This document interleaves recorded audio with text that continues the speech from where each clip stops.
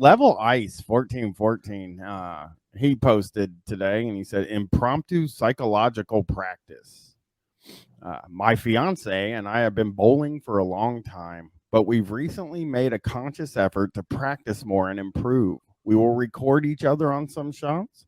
We talk about adjustments that we should make. We weren't expecting to have to practice blocking out the idiots next to us tonight, but it ended up being a great exercise for us.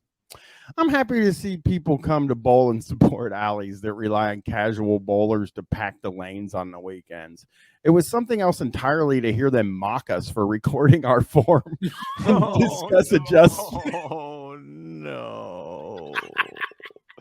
Again, totally reasonable to record yourself bowling, and like you understand you want to get better, and it's like anything else. Like I've definitely done it with other things, where you record, when I've played sports, record yourself.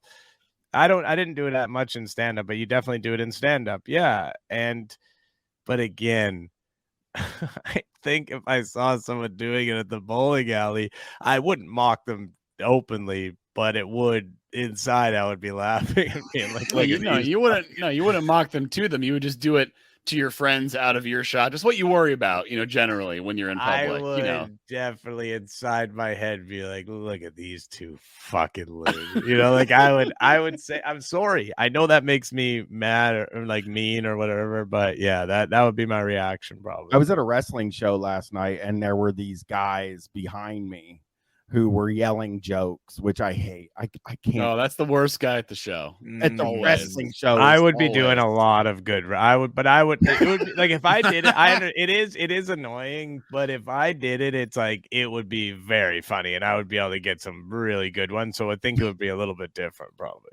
And I didn't look back at them once. I didn't want to look back at them and then like have them catch me looking back and then knowing that I'm annoyed with them. And I didn't want to be like, come on, man, this is professional wrestling. We need to take this. Well, I mean, it's AEW. Shut up. No. Honestly, though, the thing is, I was like, why didn't you turn around? You probably had a lot of time to turn around. Where 2 hours. I didn't turn around, though. And then as we I mean, there was like probably a lot of moments where it was just like, oh, this shit again. You could have just easily turned around. So as we're walking out, I look at the guys on the way out. I didn't turn around and look at them while I was sitting there, but on the way out. And then when we got outside, my wife was like, shit, I meant to look at those guys to see what they look like. Yeah, that's a good thing to do. So we could goof on them. And she forgot to, but I saw them. I knew what they looked like. I mean, they look like what you think they look like, right? I mean, I'm picturing them. I know what they look like. Maybe there was one really tall, skinny guy, but the other guys look exactly like what I'm thinking they look like. It sounds to me like were they Smarks? They look like Kevin Owens. Yeah, somewhat Smarks. The Smark was really in front of me. This was really great. I have to say this. There was a Smark in front of me, and this woman came with her boyfriend, and he was kind of just watching the wrestling, and the Smark next to her was explaining everything about wrestling to her. Like the properly, like explain, like going back to like Bruno Sammartino and Lou, talking about the territories, and people like that, territory days. What are we talking? No, he was just explaining like Rob Van Dam, like this is what Rob Van Dam does, and he's been around forever, and I've been watching. So what I did? Oh, are you allowed to do that inside the stadium? So. What Rob Van Dam does, that's a marijuana reference inside. That's a little inside baseball for only real big wrestling heads. We'll know that. So what I end up doing is when they are showing the Chicago dates come up on the screen, when it says All Out, I'm like, I'll be there. And then he had to know that I was more of a wrestling alpha than he was, actually. So that was very nice for me. So anyway, I'm happy to see. So he goes, what was the main event? It was Sheeta versus Anna Jay in a title match. They decide. Shut up. He's just doing that because it's women. He can't. No, that's not true. I love. I'm just doing it because it's AEW. I love the WWE women's division. I think they got some of the best talent. I was gonna say Chris is a big NWA guy. He loves Billy Corgan's promotion. I'll watch NWA. Definitely, NWA is better than watching Pockets and the Crew, Lionheart Jericho, and all his friends fucking prance around the ring doing bullshit. Yes. I mean, I'm happy to see people come to bowl and support alleys that rely on casual bowlers to pack the lanes on the weekends. So, okay, I read that back. He goes, before we even finished our first game, after much deliberation about their poor scores, they decided amongst themselves that they weren't on a, quote, good lane. So they asked to move one down. They proceeded to cheer emphatically when any member of their group broke 100. The highest score I saw by at least 25 pins. Among the 6 of them was 148. From the only person who seemed like they had ever bowled before. It was so laughable on our end that it actually became a fun exercise in blocking out external stimuli. wait, are these the people who are recording themselves? Yes. So they're just like they basically were getting made fun of, and this is like a post of them saying like, but these guys like getting them back, like sort of their insults back. Yeah, I mean, it sounds to me like they didn't really care about their scores that much. No. I believe you are like sort of projecting out onto them your feelings about bowling and They the do not. importance of scores. Yeah, they're not worried about breaking 148. You know? If you had asked that group in the parking lot on the way to their car, hey, what was the highest score any of you guys bowled? They would not remember. They would say would say either 69 or 420. Yeah, and then this other couple's in there like, did you see that motherfucker? He bowled a fucking 72. Like come on, you know. Yeah. I love that he says it was so laughable on our end. It became a fun exercise in blocking out external stimuli. We weren't even mad. We were like literally laughing. The two tensest people in the world.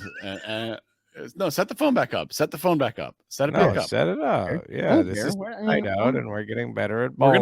gonna watch this. We're gonna. Yeah, that's the thing about the stand-up thing. Like the video I only ever did if I wanted to actually have a video. I would never voluntarily watch myself as a way of trying to improve, but I did record the audio of a lot of my stuff, and I never listened to it once. It would be like once every like 6 months if I was trying to remember the exact words I said because I liked something that I said, or whatever. Other than that, though, I feel like a sociopath listening to your own with your headphones in. People do that definitely, and if you don't mind, Brian, Patty, and I might just talk a little bit about stand-up now. I used to be a stand-up too. I used to be a stand-up comedian, Patty. I don't know if you realize that. I never talk about it on the podcast, really. So people I don't even think realize that, but.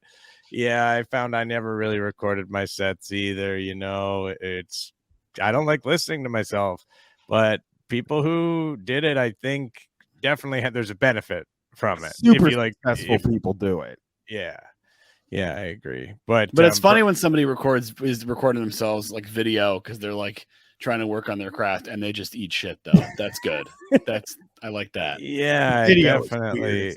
Probably not going to watch that one. Well, I like what I did up there. The crowd wasn't into it, but I like I worked on my act outs and that's how I want to do it. So it's good to have that practice. There was like this one line that I had. It's like, the set didn't go great, but there was like this one line that I said to like the fucking server or something like that. I forget about the food being too hot or whatever.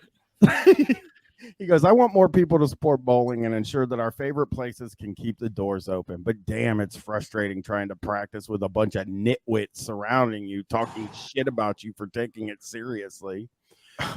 It was Sunday. This guy is so furious. It was Sunday night, probably not the best time for practice, but I wasn't expecting to have to work on my mental game as much. We both... Is Sunday night a big bowling night? Casual people go out bowling on Sunday night? That's the big night for all the real annoying casual bowlers. That is like this person is rattled from this.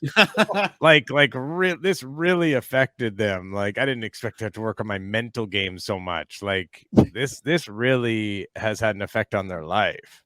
But he goes, we both bowled to our average and had fun, but we really wanted to tell these people off at multiple points throughout the evening. I just needed a rant. Overall, I'm just thankful our local spot doesn't do cosmic bowl bullshit, and this occurrence is rare. Thank you for listening to me scream into the void.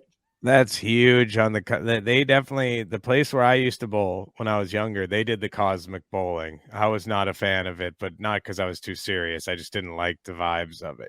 Sometimes I see the arrows on the lane. we would take mushrooms sometimes, I think, and just go there, you know, but we wouldn't really be focused on the bowling. We would just be kind of like, whoa, this is so tripped, man. This is like such a trippy experience. And then it'd be like, hey, it's your turn to bowl. And I'd probably be, if there was real bowlers there, that's a nightmare. People you're bowling with on mushrooms.